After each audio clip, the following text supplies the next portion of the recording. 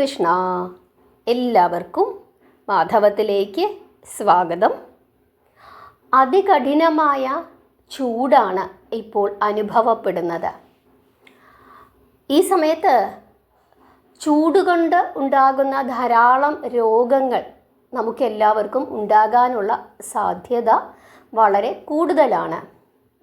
പനിയുണ്ടാകും, ത്വക്ക് രോഗങ്ങളുണ്ടാകും, അതുപോലെ തന്നെ ചിക്കൻ ബോക്സ് അതുപോലെയുള്ള രോഗങ്ങൾ ഉണ്ടാകാം. അപ്പം ഇങ്ങനെയൊക്കെയുള്ള രോഗങ്ങൾ ഉണ്ടാകാനുള്ള സാധ്യതകൾ വളരെ കൂടുതലാണ്.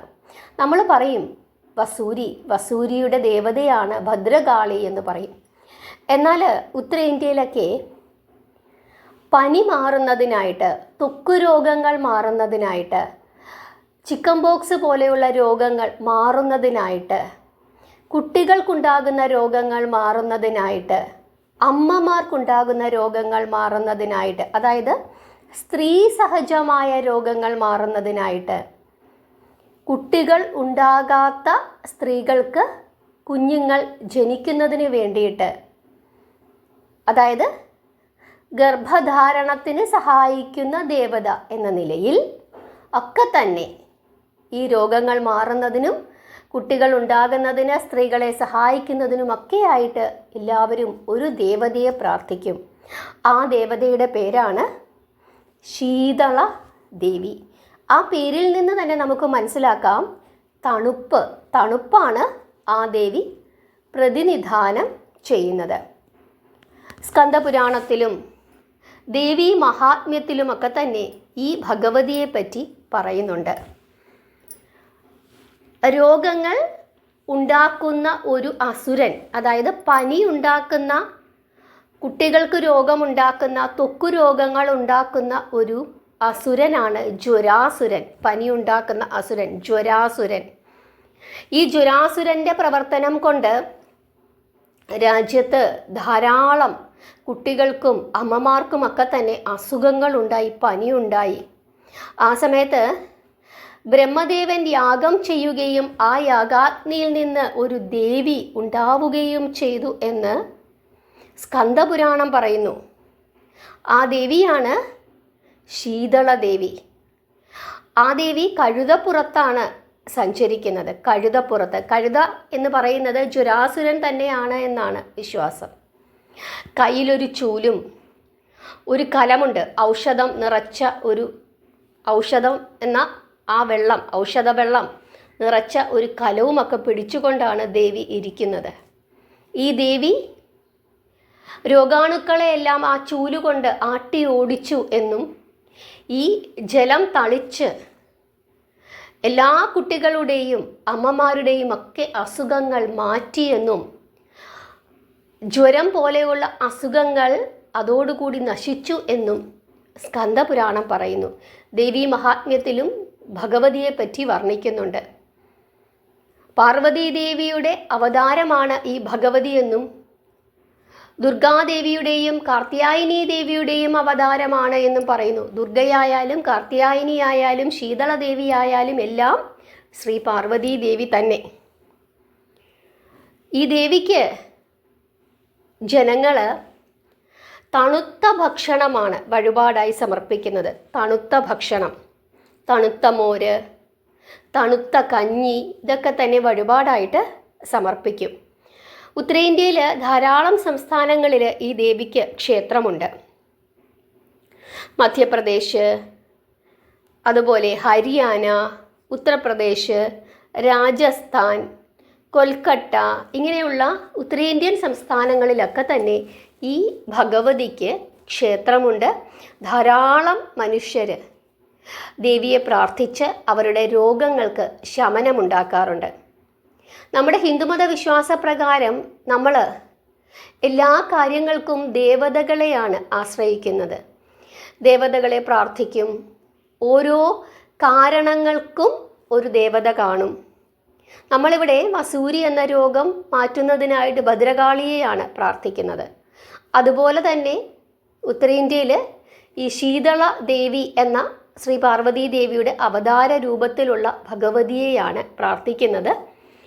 ചൈത്രമാസം ദേവിയെ പ്രാർത്ഥിക്കാനായിട്ട് ജനങ്ങൾ ഉപയോഗിക്കുന്നു.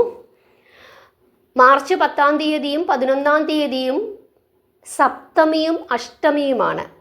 ശീതള സപ്തമി എന്നും ശീതള അഷ്ടമി എന്നും അറിയപ്പെടുന്നു. അന്നേ ദിവസം എല്ലാവരും തന്നെ കുളിച്ച് ശുദ്ധമായി ദേവിക്ക് തണുത്ത ഭക്ഷണങ്ങൾ പ്രസാദമായി സമർപ്പിച്ചുകൊണ്ട് വേപ്പിലകൾ കൊണ്ട് ദേവിയെ പൂജിക്കും. ആര്യവേപ്പില, അതായത് നമുക്കറിയാമല്ലോ, ആര്യവേപ്പില രോഗശമനത്തിന് ഏറ്റവും നല്ലതാണ്. ആര്യവേപ്പില കൊണ്ട് ഭഗവതിയെ പൂജിക്കും. തണുത്ത ഭക്ഷണം ദേവിക്ക് സമർപ്പിക്കും. ഭഗവതിയുടെ ഭർത്താവ് ശിവൻ തന്നെയാണ്. കാരണം പാർവതീദേവിയുടെ അംശാവതാരമാണ്. അതുകൊണ്ട് തന്നെ ഭർത്താവ് എന്ന രൂപത്തിൽ ശിവനെ തന്നെയാണ് കാണാനായിട്ട് സാധിക്കുന്നത്. ഒരു കാര്യം ഉറപ്പാണ്, അതായത് ഈ ദേവിയെ പ്രാർത്ഥിച്ചു കഴിഞ്ഞാൽ കുട്ടികൾക്ക് വേണ്ടി ആഗ്രഹിച്ചിരിക്കുന്ന സ്ത്രീകൾക്ക്, ഒരു ഉണ്ണി ഉണ്ടാകണം എന്ന അമിതമായ ആഗ്രഹത്തിലിരിക്കുന്ന ആളുകൾക്ക് തീർച്ചയായിട്ടും ഭഗവതി ഒരു ഉണ്ണിയെ തരുക തന്നെ ചെയ്യും. ഉണ്ണി ഉണ്ടാകണം, ഒരു കുഞ്ഞുണ്ടാകണം എന്ന് ആഗ്രഹിച്ചിരിക്കുന്ന, ഒരു കുഞ്ഞിന് വേണ്ടി കൊതിച്ചിരിക്കുന്ന അമ്മമാർ, സ്ത്രീകൾ, പുരുഷന്മാർ എല്ലാവരും തന്നെ ഈ ദേവിയെ പ്രാർത്ഥിക്കുകയും കൂട്ടത്തിൽ നാഗദേവതകളെ കൂടി പ്രാർത്ഥിച്ചു കഴിഞ്ഞാൽ തീർച്ചയായിട്ടും സന്താനമുണ്ടാകുമെന്നുള്ള കാര്യത്തിൽ യാതൊരു തർക്കവുമില്ല. അനുഭവസ്ഥർ ധാരാളമായിട്ടുണ്ട്. തണുത്ത ഭക്ഷണമാണ് ഭഗവതിക്ക് സമർപ്പിക്കുന്നത്. തണുത്ത മോര്, തണുത്ത പാല്, തണുത്ത കഞ്ഞി, ഇവയൊക്കെ തന്നെയാണ് ഭഗവതിക്ക് നൈവേദ്യമായിട്ട് സമർപ്പിക്കുന്നത്. തണുത്ത ആഹാരം നമ്മൾ കഴിക്കുകയും വേണം. കാരണം ഉഷ്ണരോഗങ്ങൾ ശമിപ്പിക്കുന്നതിന് വേണ്ടിയിട്ടാണ് ദേവി അവതരിച്ചിരിക്കുന്നത് തന്നെ.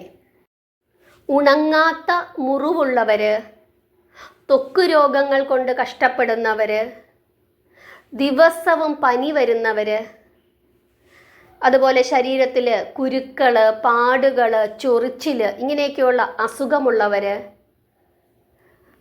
മക്കളില്ലാത്ത ആളുകൾ, ഇങ്ങനെയൊക്കെയുള്ള ആളുകൾ, ഒരു രോഗം കൊണ്ട് വളരെ വർഷക്കാലമായി നമ്മൾ ബുദ്ധിമുട്ടുന്നു, അങ്ങനെയുള്ള ആളുകൾ, ചില ആളുകൾക്ക് എപ്പോഴും ഇങ്ങനെ മുറിവ് കാണും. അതായത് ഈ പ്രമേഹം പോലെയുള്ള അസുഖങ്ങൾ വന്നിട്ട് മുറിവ് ഇങ്ങനെ കരിയാതെ നിൽക്കും. അങ്ങനെയുള്ള ആളുകൾ, ഇവരെല്ലാവരും തന്നെ ശീതള ദേവിയെ പ്രാർത്ഥിക്കണം. ശീതള ദേവിയെ പ്രാർത്ഥിച്ച് അമ്മയ്ക്ക് തണുത്ത ഭക്ഷണങ്ങൾ വഴിപാടായി സമർപ്പിച്ച് ആ ഭക്ഷണം കഴിച്ചുകൊണ്ട് നമ്മൾ ഇരുന്നു കഴിഞ്ഞാൽ തീർച്ചയായിട്ടും നമ്മുടെ പ്രാർത്ഥനയ്ക്ക് ഫലമുണ്ടാകും. ഇങ്ങനെയുള്ള ധാരാളം ദേവിമാരെയും ദേവന്മാരെയും നമുക്ക് ഉത്തരേന്ത്യയിലൊക്കെ പോയി കഴിഞ്ഞാൽ കാണാനായിട്ട് പറ്റും. നമ്മൾ ഓരോ സ്ഥലങ്ങളിലും നമ്മളിങ്ങനെ പോകുന്ന സമയത്താണ് ഓരോ ദേവതകളെ പറ്റി നമുക്ക് അറിയാനായിട്ട് സാധിക്കുന്നത്. ഉത്തരേന്ത്യയിലുള്ള പലർക്കും ഈ ദേവതയെ പറ്റി അറിയാനായിട്ട് സാധിക്കും. നിങ്ങളുടെ അനുഭവങ്ങൾ, നിങ്ങൾ അങ്ങനെയുള്ള ക്ഷേത്രങ്ങളിൽ പോയിട്ടുണ്ടെങ്കിൽ നിങ്ങൾ ഏതു ക്ഷേത്രത്തിലാണ് പോയത്, എന്താണ് നിങ്ങളുടെ അനുഭവം എന്നുള്ള കാര്യം നിങ്ങൾ കമൻ്റ് ഇടണം. ഈ ദേവിയെപ്പറ്റി നിങ്ങൾ ഇതിനു മുമ്പ് കേട്ടിട്ടുണ്ടെങ്കിൽ ആ കാര്യം കൂടി കമൻ്റായി രേഖപ്പെടുത്തണം. ദേവിയുടെ പേര് ശീതള ദേവി. എല്ലാവരും പ്രാർത്ഥിക്കുക, നാമം ജപിക്കുക. ഹരേ കൃഷ്ണ.